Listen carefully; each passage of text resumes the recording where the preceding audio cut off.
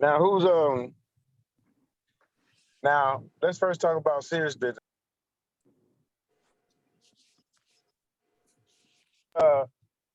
As y'all was doing yesterday, was it a good game to watch? Favorable outcome? Yeah. Or was it just a didn't go for either team didn't care, just a solid good game? Great game. Good game. That's what I'm talking about. It was a good game. Yeah. Hey, a 3-point victory, that man, yeah, well, it was very competitive. And the winning quarterback played hurt. And so, and still got out there and did his thing, right? Because see, when you're committed to winning the title and championship, you accept no excuses. You only accept results. And so hurt, bound to bruise over there. You're still in the game, so you must play. And so we facing a little bumps and bruises ourselves over here, but I'm committed to a championship, I can tell you that. And are we facing a little turmoil? Absolutely, but we still in the game, so we must keep fighting. We must play to the zeros. And so, but I did ask my dear colleague, is my colleague on here? Not yet. Okay. I invited my colleague Councilman Willis from the 3rd District. And so she's supposed to come on. And we're going to hear from our police as well. As see what time she'll be here, because we can go ahead with the police presentation. And people, we do have these public safety forums. The next one is April the what? I mean, February 22nd. Is They are the third Tuesdays of February and March, and we will have police and fire there. Last month, police addressed neighborhood watches. This month, they're addressing identity theft. Next month, they're addressing how to interact with your police. Oh, here come Councilman Willis now. But the identity theft. And let me tell you something, ladies and gentlemen, is one of the #1 crimes out there is the thugs out there, the gangsters over there, they cyber criminals now. And identity theft is #1. And I'm just saying, my own somebody I know dearly just got hit with that, and they drained all her account. And so she's usually on top of it, and they literally drained all of her little resources. And she was scheduled to move and everything else, and this just happened. So when I tell you, I'm just gonna say that's gonna be a very important seminar to be at, and to understand how do you protect yourself. Because there's this movie. Tamika, what was that show that you recommend I watch over there? I binge watched it almost. It was interesting. What was the name of that? Well, Councilman Willis is here, so we'll let you switch over to that, and then we can come back. I don't know, but what was the name of the movie? You. That show? You. It's called You? On Netflix. Yes. That I told you not to watch, and you watched it. Right, but hey, look here. But understand something. But what was the name of it? You, and a new season just came out. It is. So the point of that is, on there, it's crazy, but the idea of what people can do technologically wise with your identity, with your phones, with everything else. That's what I got from it. And so it's very interesting. So all I'm saying is, y'all want to know how to stop it. These things are being talked about and executed. I hope that the city can promote it more so we can get more people to come out and listen to it. I mean, they do a good presentation and a good job. So that being said, my colleague, sister, I call my big little sister. She get on my nerves sometimes, but I love her to death, is Miss Helen Willis from the 3rd District. How you doing tonight? Good evening, everyone. I have a hard stop at 7. Councilmember Reeves, thank you for your support, and thank you for all that you do in governing District 5. I am here, and I guess the best thing for me to do is just let anybody who has any questions of me ask questions. And I do have, because I have a hard stop at 7, I have to get to another meeting. And thank you for inviting me to your call. Right. But you know, this one of this my day one right here. So she's always been invited. She just found time, her busy little schedule like that, because she's always on the move and the go. So ask away, people. Here she is right here. Is there anyone who has questions of me?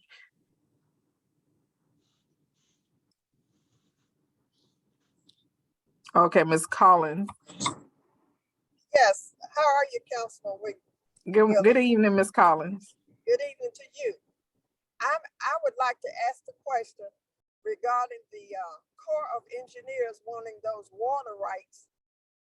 I guess it's on the border of our city and East Point. And one question I have is, why is it that they proceeded with the work without getting the necessary paperwork in place that they needed? Well, so that construction is on the East Point side, and the city of South Fulton has no authority. Every city have their own CDRA autonomy. And what I did relentlessly try to explain to the residents is that, you know, regarding the construction behind Vermont Estates, is that the only parcel that the city of South Fulton had was like less than a half mile, and it was from on the commerce side. And East Point did work with us to try to and put conditions in place that will protect residents. And I did inform the residents that any boundaries that was within East Point, we have no control over. So why they did what they did and what they're doing as far as the Corps of Engineers, I can't explain that to you because it has nothing to do with the city of South Fulton. Those are questions that you would have to ask the council members and the leadership of East Point. And do you think it'll have an effect on our water? Knowing the Corps of Engineers, no. I mean, that's a federal agency, but that is a question that Ms. Public Works, Mr. Vanswella would have to ask. And but definitely to answer that question, it would have to be Public Works and the city manager team of East Point, because that's not on our side. We have nothing to do with that. Okay. And for the edification of the general public, what specific water channel is she talking about? We know behind the Vermont Estates area, but what specifically water rights are they talking about acquiring? Corey, it has nothing to do with the city of South Fulton. Again, East Point have their own utilities. So they're not talking about acquiring. We don't even own our pipes. You know that.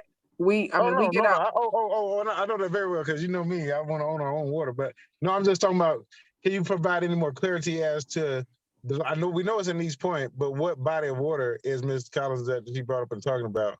It has to be their utilities, because they can't buy our body of water because we get our service from the city of Atlanta, and our sewer is owned by Fulton County. So it definitely could not be our sewer, and it can't have anything to do with our water because we get our water from the city of Atlanta. So again, the questions that Ms. Collins are asking would have to be posed to the leadership in East Point, their public works department, and you know they have their own utilities. So I don't really want to spend a lot of time talking about it because it's not our jurisdiction, and they definitely wouldn't be purchasing our water supply, or they wouldn't be trying to access our water supply because we get our supply from the watershed. Right, I know, but I was just thinking of that she said there was a small piece that was in South Fulton, or you reiterated that. But I know what she's talking about, but because you're right, you're absolutely right, because nothing can be done about that because it's not ours. But what I was referring to was the parcel. If you recall, they came before the council And I recused myself because the development is right behind my mother-in-law's house. And the developer kept throwing up, you know, my mother-in-law's name. So to remove myself from any type of conflict or to have any perception of conflict, I recused myself, but you and my colleagues voted no. Absolutely, hands Okay. down. So, Can I entertain Ms. Sheila's question? She has her hand up. hey, this is your floor. Good afternoon. Well, good evening, Councilwoman Willis. My name is Sheila Brown, and I'm weekly on this call with Corey Reeves. And before I ask you this main question, can you answer one question? The first Yes, question ma'am. is, when is the track going to be back open? I went over today and the track at Welcome All was still closed. When will they open that track back up? That's my first question. They were Okay, working on the floor. so we have a water leak in the roof. And so our Park and Recreation department, Mr. Turner sent me a text today and said that they are still working. Let me read the text to you. And they closed that track on last Friday because of the leak that was coming out of the roof. And just to let you know, that's one of the reasons the pool has been closed for 2 years, because they had inclement weather came and tore half of the roof off, and then we spent $1.7 million to restore that roof and the pool area. And so this is a new leak that has come up, and he said they're still working on the leak at Welcome All Park, and it should be completed today. And so I got this text at 10:30 a.m. And so did you go over there today, or you didn't attend? Yes, no, I went today around I was there about 4 o'clock. 4 Okay, p.m. what I would do, because I got this text at 10 a.m. and he told me today, he said that the roof will be completed today. So I will contact him and find out. And I'm gonna put my contact information in this email.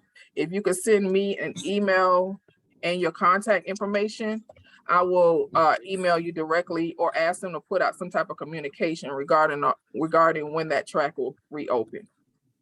Okay, so that was just my question, because I was over there this evening. I was there last week too, and it was closed. But my question is this: last Monday we were on this call, and there was some people on the call that had some concerns. Now I'm looking at who's on here today, and I don't recognize any of the people who was on the call last week. So can you clear up the concerns that they had last week on this call about something that was going on? And I hate to bring this up because I know you're still trying to grieve what was happening with your mother's funeral. So everybody can hear it and it can be cleared up. I read what a young lady had out on Nextdoor, the one that you had the conversation with about it. And she did have some things cleared up on there, but can you clear it up while you on this call for anybody who may have a concern about what happened and what they were screaming and talking about on last Monday on this call? So I want to first of all thank Miss Jane Williams, because she attended my mother's funeral, and I didn't ask her to come. She came and supported me, and also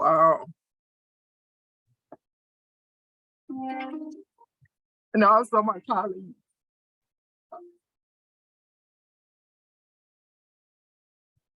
For me, it's If very you can't- emotional. If you You can't don't talk have to- about if it, you can't Council, talk about it, Councilwoman, if you Don't can't. talk about it if you can't talk about it. If you Because you can't can talk always about just it. send an email. No. You can always just send it and put it in writing when you're No, able to write no. about it and let the councilman read it Because out to us. But I you don't wanna have to address- discuss it. I'm going to address Yeah. the concern. The pandemic worked out favorable for me because I was able to take care of my mother, because a lot of the things were, everything was shut down, and I was able to take care of my mother because everything was virtual. I lived out of a suitcase for approximately 2 years. It started with a stroke. Then her cancer came out of remission. And I was in and out of hospitals and rehab centers. I was coming back and forth from South Fulton to Savannah, Georgia, where my mother lived. My colleagues, all 6 of them, because Mark Baker resigned, knew what was going on, and they were very, very supportive. I got to the point after the pandemic where my husband and I made a decision that we were going to move my mother up here. And in June of last year, she went on life support, and she didn't make it. And so in June 23rd, I was down in Savannah, and I didn't ask the city and I didn't ask anybody for anything. I was traumatized, I was devastated, and I received the call. I didn't even receive a call. I received the email once it was put out that my mother had transitioned, that Chief Meadows sent an email and said, I'm coming down. Let us know about your mother's funeral arrangement. I'm coming down and I want to bring the honor guard with me. You can do an open record request. I didn't even handle the coordination of that. My husband handled most of the coordination. My husband is over the law enforcement division with the sheriff office. And he and my mother shared a very close relationship, and even the honor guard from the sheriff office came down in support of my husband. Chief Meadows, he uses the honor guard to honor those who are notables, public officials, and employees, close relatives of employees. We have even had employees who have had close relatives that live as far as Mississippi, and he has gone to support those employees in bereavement. That is something that normally, that is nothing out of the norm. I didn't ask for it. I didn't ask the city for anything. People came down. When I looked up, the church was packed. It was packed with my mother, former students that she had taught, because she was a former educator. It was packed with a slew of people, to include Jane Williams, who came down on their own. The police chief came down, the fire chief came down, Commissioner Pitts came down. All of my colleagues were already in Savannah for a conference called Georgia Municipal Association. We attend that conference every year. So some of them just stayed over so they could come to my mother's wake and funeral. So the notion that somebody would say that I directed staff or asked staff to come down to Savannah to support me in my time of bereavement, yes, it is painful, because I am still dealing with the loss of my mother. And no, I did not ask anybody to support me. Anybody who came down, that came on their own. When Chief Meadows came down to support me, along with the fire chief who came all the way down. Chief Meadows came to the wake and he came to the funeral, and he spoke at my mother's wake. I didn't get anything out of the norm from any other employee, public official, or notable in the city would get. I didn't ask for it. Everything was done on their own. I was already in Savannah when my mother transitioned, because she went on life support and she didn't transition when they said she was going to transition. And then she didn't transition when she went on life support until 2 days later. And she finally transitioned in the hospice. Councilwoman Willis, I think you have addressed their concerns, and I don't think you have to speak on it anymore. I Ms. totally Thomas, agree. I totally agree. Thank you for explaining it. Let me just say this to everybody right here. Let me just say this right here. It's because the call out there was a free call, and nothing happened scripted or anything else. But as it didn't even, the question was posed to me, I didn't know, and I didn't even think it was an issue or a problem. And so, but well, I some know where people the felt it issue was an came issue. from. So The issue, let me say this. The issue came from, I know where this is stemming from. This is stemming from the mayor, because I asked the mayor not to attend my mother's funeral. And to be transparent, the reason I asked him not to attend my mother's funeral, because I did not want my mother's funeral. My mother was a dignified lady. She was a former educator who had taught for over 30 years. The good experience about her being sick for 2 years, she was able to come into contact with a lot of the students that she had taught that had the that had the opportunity to give back to her by caring for her in the rehab centers and the hospitals. The mayor was very nasty to me the whole 2 years that my mother was sick. And I never talked about it. I never shared it. I just asked him to give me that time to grieve over my mother without my mother's funeral being politicized. I still look over the book to see who was at my mother's funeral, because for me, I was in a zone. I can testify to that as well. And all I'm saying is this, because this is really a thankless job, but to support a colleague or a person, a friend, a sister who's going through something in the manner, and you see what she's going through, you feel it. Sometimes some people have been through the same thing. So I don't see where the questions out there will be necessary, but somebody found it necessary too. And I agree with everything that happened, even though I was unaware of what they was bringing up, because it never did matter to me. It never did cross my mind. And because I know what this dear sister is going through. So I don't even bring it up, but because it's still something that's a daily challenge. And I literally mean daily. And so, And the reason, Councilmember Reeves did not get the honor guard at his mother's funeral is because when Councilmember Reeves' mother died, he was not a public official. He was not on council. Right. And so, and again, let me clear this up, because I said, oh, anybody can request it. No, that's not true. The chief will have to make that decision Right. to do that. So I will clear that up, because we did speak about that. I spoke to him about it. And so that is to answer that. So I misspoke, but I said that, the authoritative was come from him, and it did. But like I said, like it was stated. Ms. Thomas has Councilman Willis. Ms. Thomas has her hand up.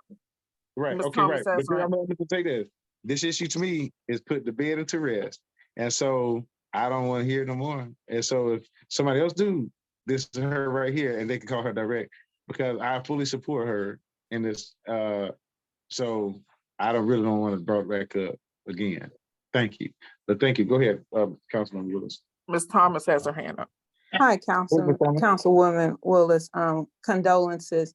And I didn't know about the situation. I was on that phone call, and it was kind of a difficult phone call to kind of join and hear about. But in all fairness to what the true question was in regards to who paid for it. And I think that the tone that came across in the conversation might have been displaced and definitely not appropriate. Again, when you're speaking of someone who is grieving or and a relative that has passed. But the true question for those individuals who asked it was in regards to who pays for it. And of course, there were some of us on the call that really Okay, let me didn't address care, that but I think quickly. that was their question. Who pays for all honor guards in every city? Every majority of cities have honor guards. So when they go out of town and they honor public official immediate families or employees immediate families or notables, when they go out of town and they have to travel over 50 miles, in some cases, I was 3.5 miles away. In some cases, there was another employee, their immediate family member was in Mississippi. So it is not out the norm for the agency that they work for to take care of the expenses of the honor guard. That is the norm. You could check with any honor guard, any city, or any municipality that has an honor guard. This was a targeted attack. It was insensitive, and I didn't receive anything that anybody else does not get. And the thing about it is, I didn't even ask for it. And the sole decision maker when it comes to where the honor guard goes is the chief of police. And that is the sole decision maker when it comes to any honor guard from any municipality. Thank you for that. And I think that was their question that they were trying to get answered. But I do have a question for you off of that subject. So when we were having the conversation, and I'm glad you're on this call, when we were having the second part of our conversation, there was a lot of concerns about getting things taken care of for payment, for clearance and things like that. So I guess that would be my question for you. Is your district experiencing the same challenges with getting projects paid for and moved along in a manner that is appropriate?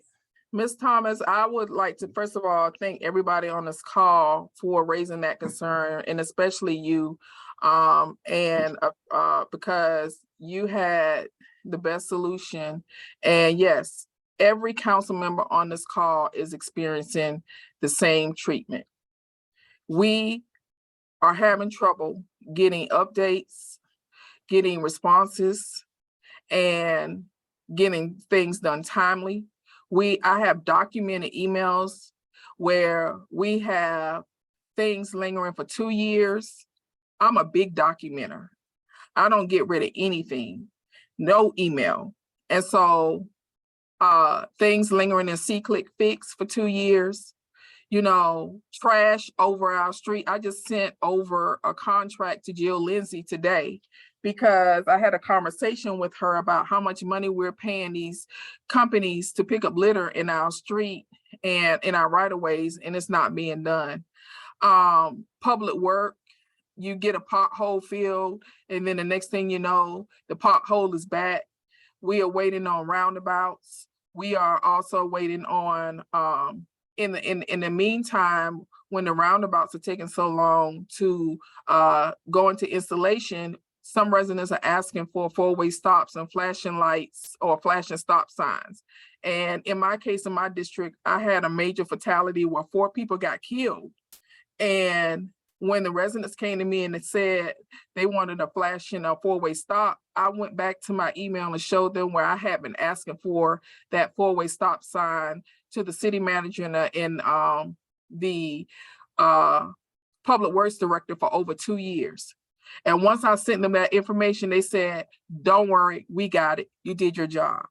And they went ballistic with the emails, and the city manager got a four-way stop at that intersection, which is Stonewall Tail and Thaxton Road within a week.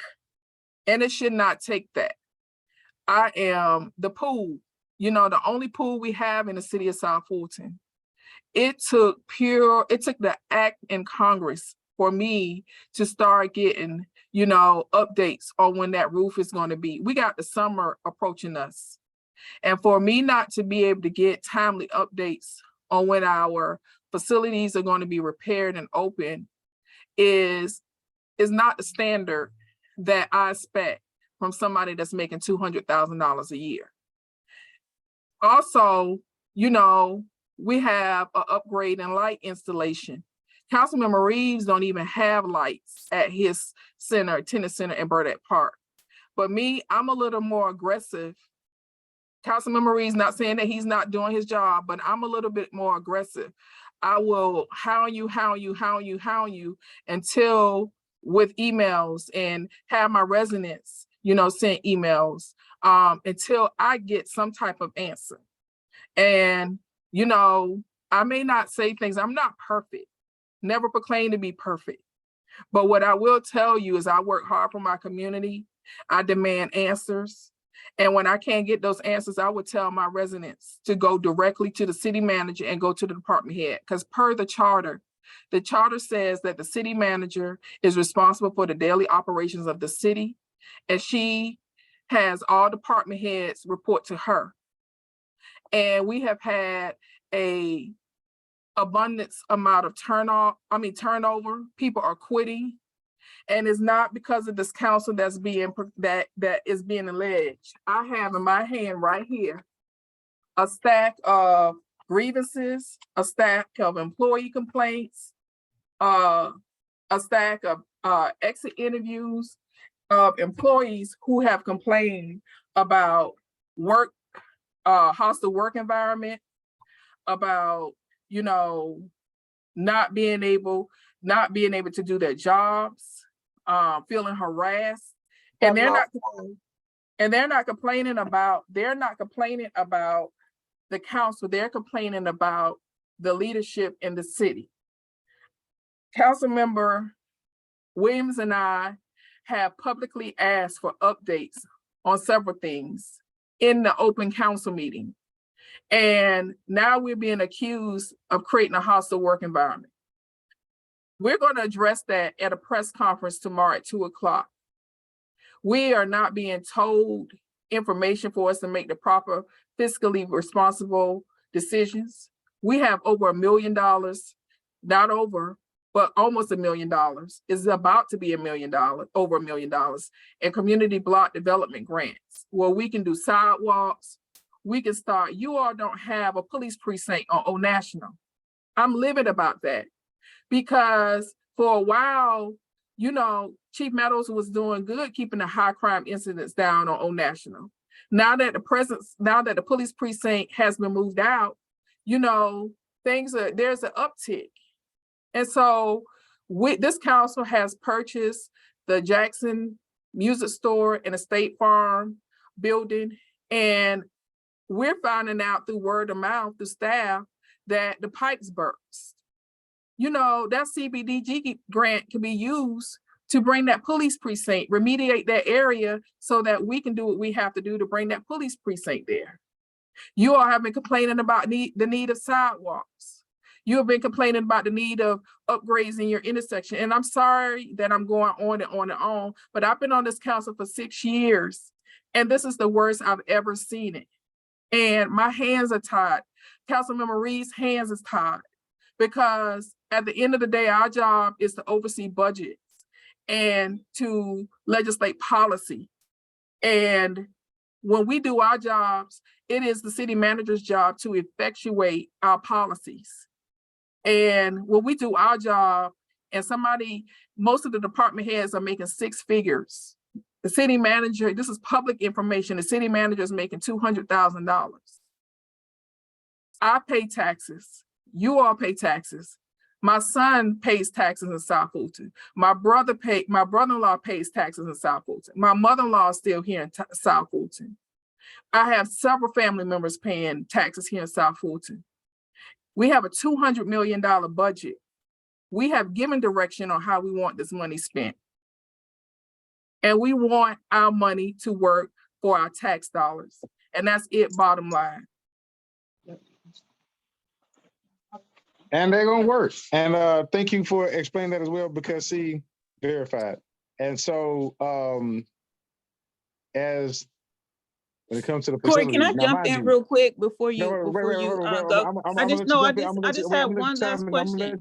Corey, can you let your resident speak, please? Let your resident speak. No, I am. But I'm gonna be clear about something. She said a $200 million budget. Just keep that in mind. Okay, Go ahead. we'll hold that mental note. So and probably both of you all can answer this. So with that being said, when you said that your hands are tied and the council's hands are tied, so us as residents, when we have these expectations for you all, what would be our next step? And I'm pretty sure you got to listen to the call from last Monday, but in regards to holding the city manager accountable, what can we do as residents? So the job. Okay, before you answer, you know it's 7:05. You said you had a hard stop. Yes, and I am going to head to my last meeting. Let me answer this question. The job to hold the city manager responsible for not doing the daily operations rests on the city council. And that's all I have to say. There's a process per the charter that we have to go about holding her accountable. And I have to be careful because there is a process. The council is working together to address your concerns and hold her accountable. When the mayor called for her resignation day one, we stood with the city manager because we didn't have any documentation, we didn't have any justification. Well, from that time to now, nothing else there. From that time, I know what to say. I'm gonna finish up. From that time to now, we have you, the residents, we have the complaints, we have the emails, we have documentation to do what we need to do per the charter. Absolutely. Councilmember Willis, will you come back on to us? I know you got to get to your next Yes. meeting. Will you come back and see? Yes. Thank you so much for taking the time out of your day to come and join us. So we appreciate you. Love you. Okay, I'll put See you my later. contact number so- and my email in this chat. So Absolutely. just reach out to me if anybody have questions. But tomorrow we do have a press conference at 2 a.m. at Walkmore Park. 2 p.m. 2 p.m. p.m. at Walkmore Park to address some of these concerns. Thank you for having me, Councilman Thank Marie. you. No Thank you, problem. See, we Councilman like to go straight to the source. We don't let all that other stuff. It's a lot going on. But let me tell you how you did it. Get this, ladies and gentlemen. And so as the fifth, as the day ones, as this, you know how you effectuate and effectively get things done. See, the recording of this meeting was sent out to Helena Police Chief, the city manager, assistant city manager, and Antonio Valenzuela. Oh my God, what happened? On Tuesday, all the emails came back out and got back. Where's Mr. Loretta? And so, because what we have is what y'all did and how you talked about on the call. Mind you, I stepped away to call the city manager to see if she wanted to join because I just wanted her to hear for herself.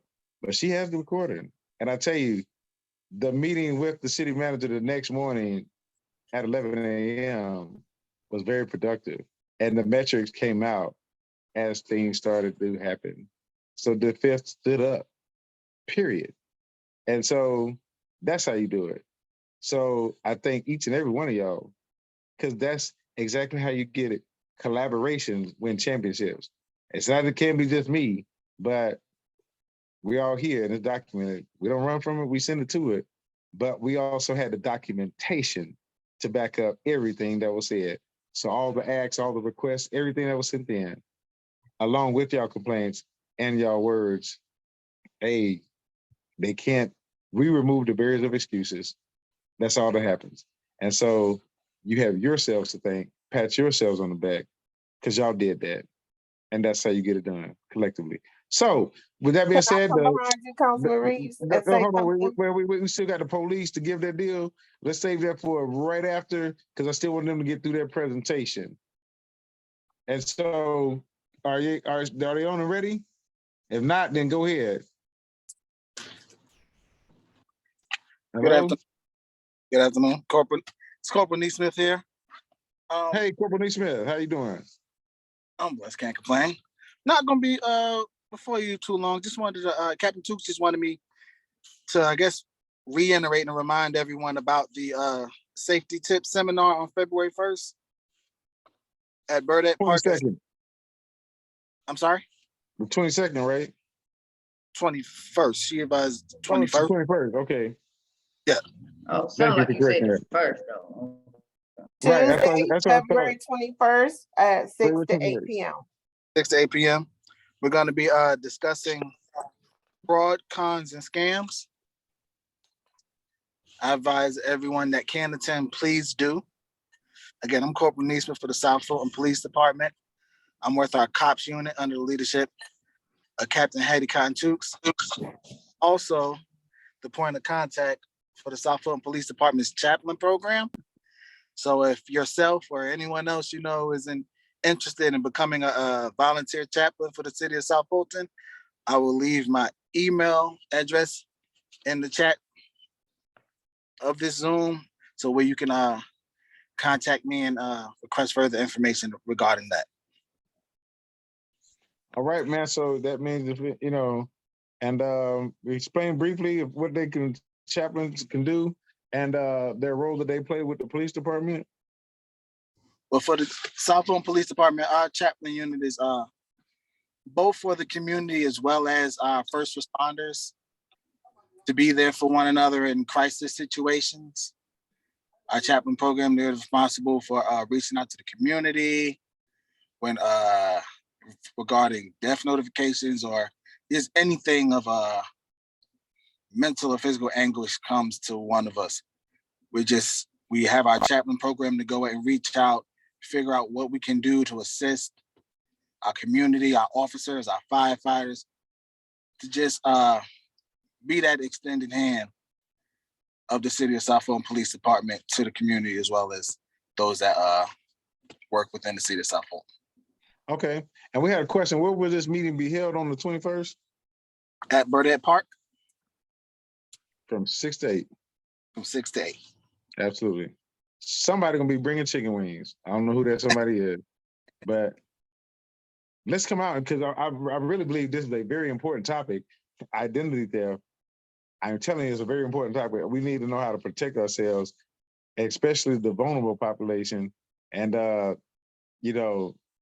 and seniors who need this help as well, because y'all can go back and spread the word to those who can't make it out. So I think it's a very important seminar, and make sure y'all can attend. Sorry, especially amongst the senior crowd, because a lot of times they fall the most prey to these frauds and scams because of not being so much technology savvy. So we try to give tips and let everyone know what are red flags when they receive phone calls and emails and things of that sort, to let them know the legitimacy of those people that attempt to contact them for financial gain. Absolutely. Well, thank you so much, Corporal Neesmith. We appreciate you. Thank you for all you do. And Fat Tuesday Mardi Gras. So get this. Let's bring margaritas and have a Mardi Gras at 8:01. Hey, get this. I would try to pull it, but I'm just, we have to do a safe route. I would like to also let everyone know, those who are in attendance, there will be, we always have surprises for the guests who come out. Ms. Jane would tell you that she thoroughly enjoyed her gift she got to take home at the last police meeting. But we ain't gonna tell her what it is neither, because you just have to show up and find out. And they came out to install them. They weren't able to, they did come out to install those, my gifts. And you got some edible treats thank as you. well. Oh, boy. They were good, and they are in my freezer. I'm coming to get one in a few minutes. Don't talk about that later. They may or may not be coming again. Oh no, hey, it is. Hey, listen here. You just have to show up and see what it is, but it is something. And benefit of the draw, but also come get this information. I just really think this is an important topic, as I just told y'all why earlier. But Tamika, you wanted to say something earlier, to piggyback on something. I didn't want you to miss that opportunity. I just wanted to let everybody know that I know for a fact this recording from last week triggered a bunch of stuff. I think that them having not an email, but to hear y'all verbally, emotionally,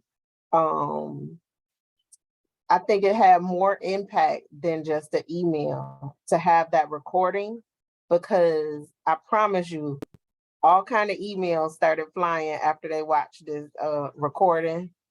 I know for a fact the potholes that I put in CQ Fix was fixed by last week.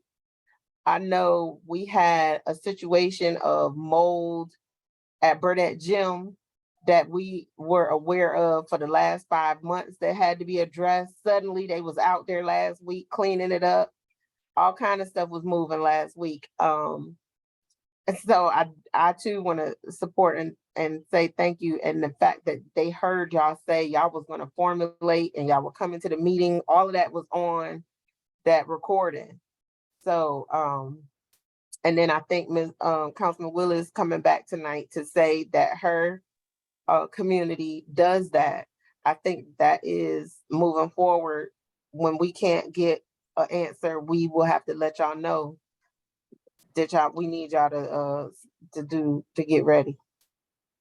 Right, because I'm gonna say this as well, and thank you, Miss Brandy, because y'all remember Brandy who wanted to throw everybody out. But let me just say this: with the proper information and everything else, and the script from that, but that was day one on this call to now. and she called out there for the order. What she ready to do? She was ready to put on the gloves. As that's exactly what it takes, ladies and gentlemen. And all I'm saying is, and the documentation and the emails going back, coupled with now we just absolutely fed up. And all I'm gonna say is this: and when a woman's fed up, hey, brothers, we know they. So all of that passion and everything else, see, because it's undeniable. It's undeniable.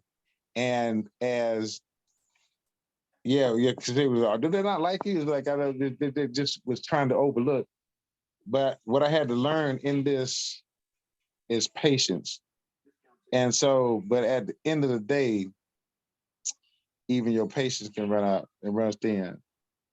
And as easy as one person trying to do the most, then you got two people trying to do the most, but then you have somebody in here that's still a part of this, seeing the firsthand of for themselves. But now there's two people. But now they saw everybody chiming in. And I'm talking about to the point of being emotionally charged, so emotionally charged, so emotionally disrespected that they were willing and ready to get in the ring.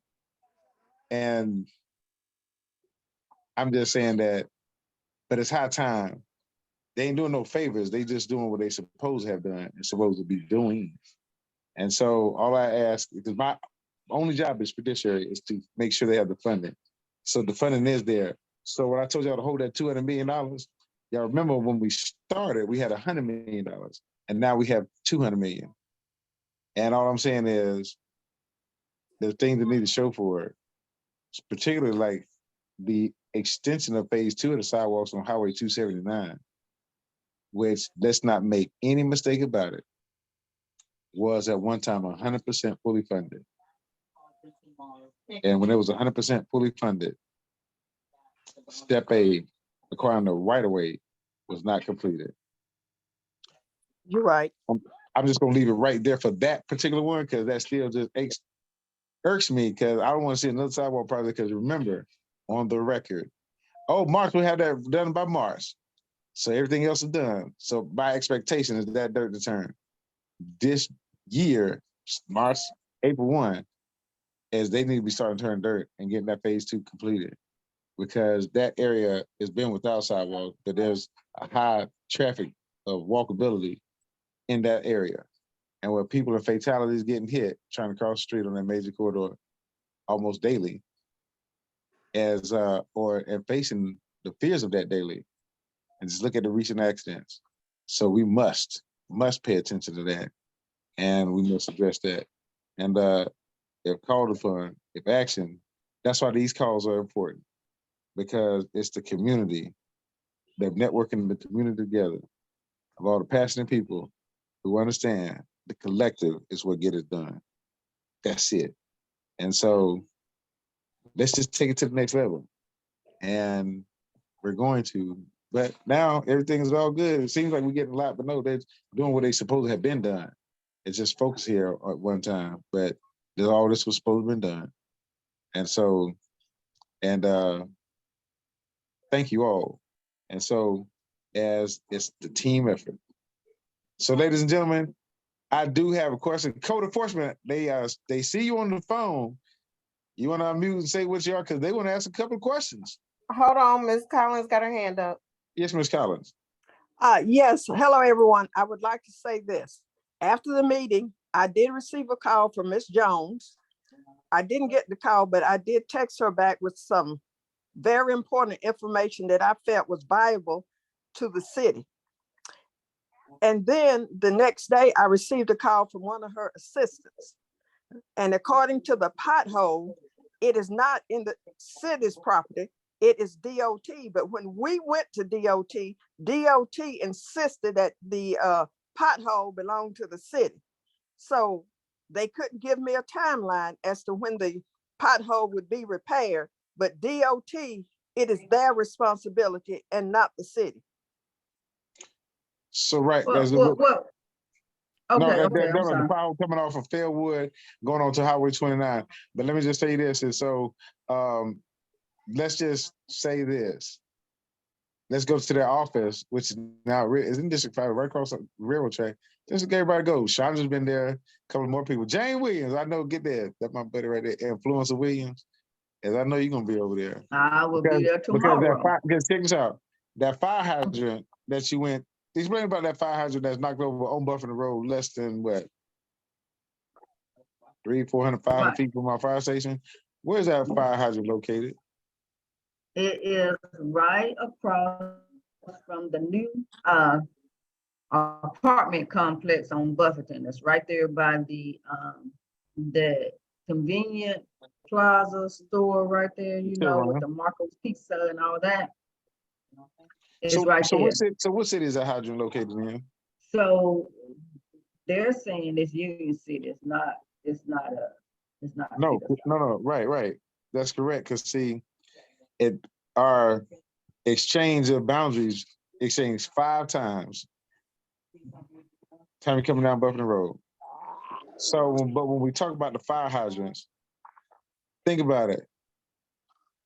What city do you think about it in? Because the majority of it, at the end of the day, really, who cares? It's a fire hydrant that's put out fire. So it's like, you know what I mean? And so it's like you would think that Union City, this is the importance of having these relationships, because as I talked to my colleague in Union City about it, courtesy of the picture Jane Williams sent, is let's get that corrected. Let's just at least look at uniform coming down Buffalo Road. And so it's because whether you're College Park, Union City, or City South Fulton, it's the same road. We should have it be uniform all the way down. And so as you don't want to be able to tell what city you're in by how you keep it up. Because if the mindset if the mindset of everybody knew that was in Union City, that would have been corrected. That's all I'm gonna say about that. So next is code enforcement. I see that do you want to come and introduce yourself? I understand if you're just in listening mode, you can just put in the chat in listening mode. And but they do want to ask a few questions if you do have the time. I'm here. I'm just listening, but yeah, I can ask a few questions if they like. Okay, Officer G. Warren. This is our guy right here. So what's his name? G. Warren. Oh, G. Warren. Yes. So I know it's impromptu, but so whoever wanted to ask a question, I know they put it in the chat. Go ahead. Officer Warren, you know, I call you sometime every other week about something. I'm not gonna even tell you my name because I don't ever tell you when we're on the call. Anyway, let's go here. I want to get back to this system that's on when you put in something for code enforcement. When you say it's in this, when you all put it in the, what's the name of that system you all put it in when you find that there is a viable violation? What's the name of the system you all? No. Pages. We're supposed to new system, but we put the once we open the case, we put it in Sage system, but you go to open records to find out the process of what's going on with it. Because we have so many, so we put so many in a case every month. And so we have code board or we have municipal. So they're pending, but most of them are going to court. But why are some of them sitting in there 2 and 3 years and nothing has happened? Well, see, I haven't been here 2 or 3 years, but I know what majority, as I've been seeing the process, like I said, we do so many cases at a time, and I guess the city has been backed up with so many different cases. So we have municipal and we have code board, and most cities don't have code board. Our code board has been very helpful to us. So that's a faster process for us. So with that many cases, every code board, we have a minimum of like sometimes 40-something cases every other, I say 2 weeks, twice a month. So it's kind of hard because there's a lot of backed up cases that we're getting to.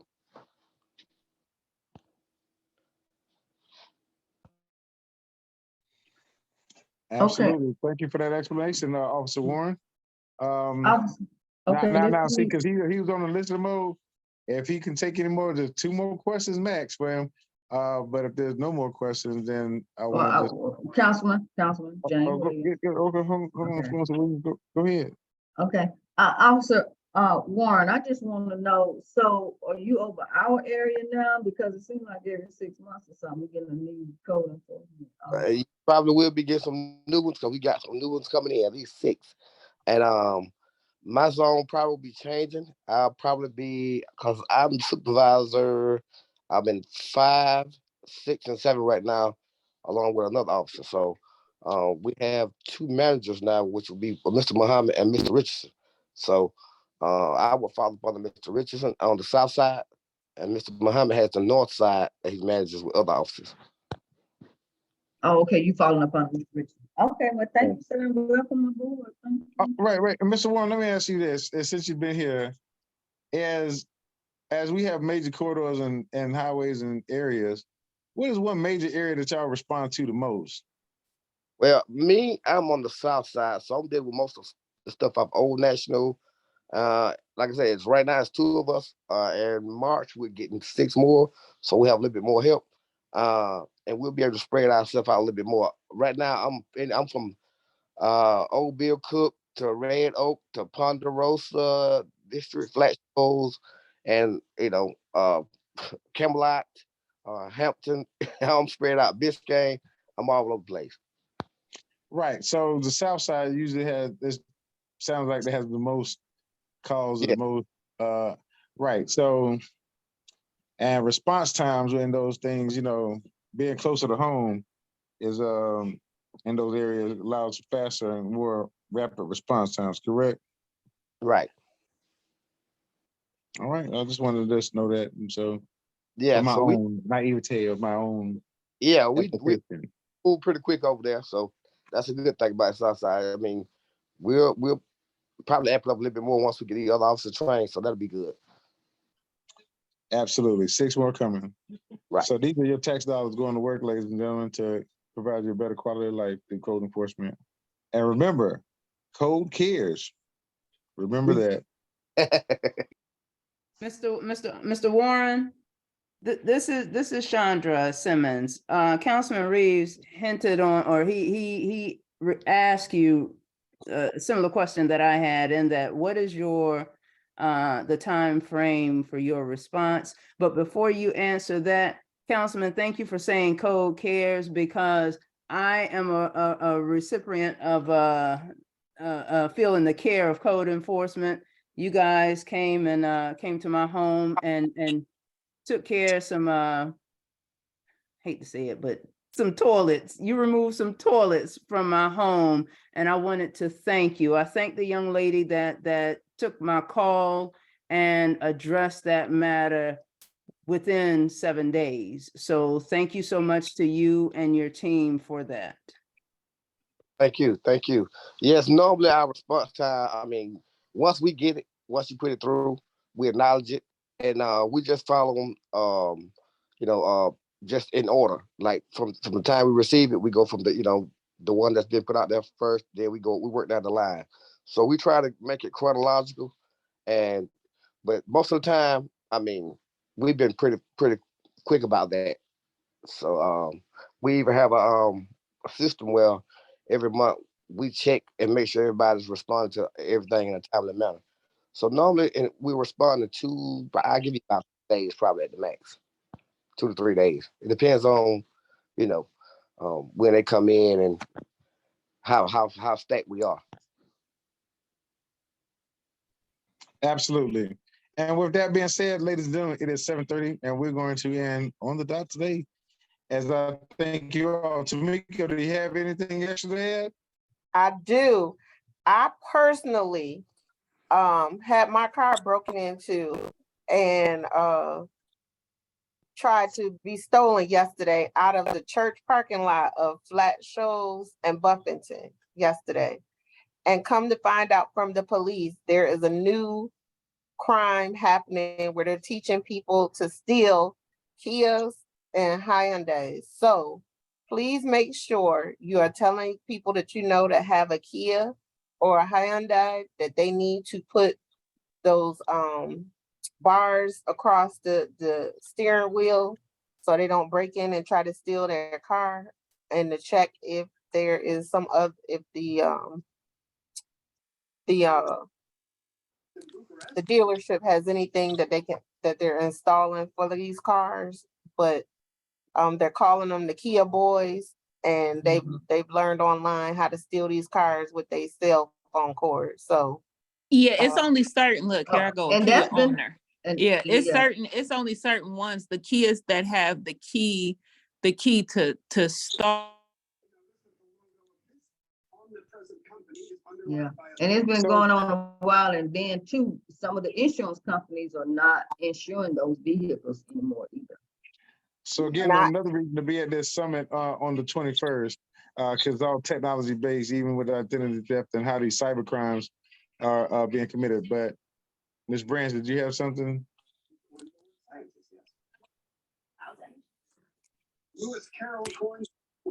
So, okay, well, ladies and gentlemen, look here.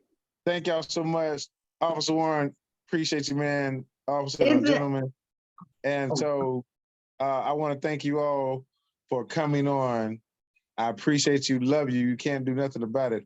But remember, one thing is that you all are Economic the best development part grant of City of South opening. Fulton. And so we appreciate you. Jane, you was off mute. I don't know what you just said, but it's all good. And I so, was just saying the City of South Which- Fulton Economic Development Grant opening, I think that's Thursday.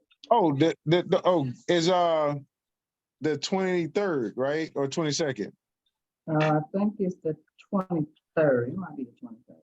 So, Yeah, hey, ladies, there's- oh, by the way, huh? There's several things going on. All I can say is read your newsletter tomorrow. I used to give you announcements. There is so many, I couldn't even put them out there. Just look at No, your that's what they got to newsletter sign up. tomorrow. Hold on, we ain't doing that no more. They got to sign up to get it. You want to know why? Because you got to sign up to get them because you're gonna get all of the things that's pertinent. As And doing happy the call next week. Valentine's Day, everybody. Huh? Happy Oh, yeah, Valentine's that's right. Yes, that's a love. Happy It's in the Valentine's atmosphere. But let me tell you this: Day. next Monday I'm gonna be at the Economic Development Office doing the call. Come join me. Come see it for yourself. And so, as you'll get a glimpse on seeing what's going on, and then when you stand outside and look at economic development, stand out the door and just look and just see, because I want people to imagine, okay, the possibilities, because they are great, they are grand, but they're going to need you as well. Because see, when we talk about the things, y'all know people with a bandwidth that can bring it here as just, but we have to make it where if this is the place where you want to be, we have to make it a place where you want to come. Okay, so that's my focus. And so the Economic Development Office is located in the plaza next to Walmart. I call it the Walmart Plaza, LA Fitness LA Fitness Plaza, but it sits right across, right there. If you see in the Family Dollar that's in that plaza, there's a little gapway, a little breezeway where they can have little events and things of that nature, like a live band. Everybody can rent it for a little gathering or something. And then sits right there is the Economic Development Office. And so come out, because I'm doing a call there next Monday. So, and we roll it because it's all technological based. I want y'all to come experience that. And so might even do a little something special. Something I don't even normally do, but hey, it's our Economic Development Office on Old National Highway, the major small business economic corridor in the city. The only one. We have another one, but that's industrial. So this is for the small business, the mom and pops, the young youth, the entrepreneurs, the nonprofits. Just come take a look at it. And I want you to come imagine the possibilities. Because it's going to be up to you to help make it happen. I promise you. Because y'all do have that in you. Because you already know what you want to have here. You got friends that bring it. But tell them come correct, though. We want everybody to understand that, the quality is what we're aiming for. The quality. And so, but we must support the ecosystem as well. So we can't talk about it and not support it. So remember, if you got a home project, think about Ace Hardware before you think about Lowe's or Home Depot. That's because they're right here in our ecosystem. And so, but I appreciate y'all. That's enough said. It is 7:35. And go enjoy the rest of your evening And think positive, City of South Fulton. Tune in tomorrow, press conference at 2:00. Good night, everyone. Good night. Good night, everybody. Good night. Good night.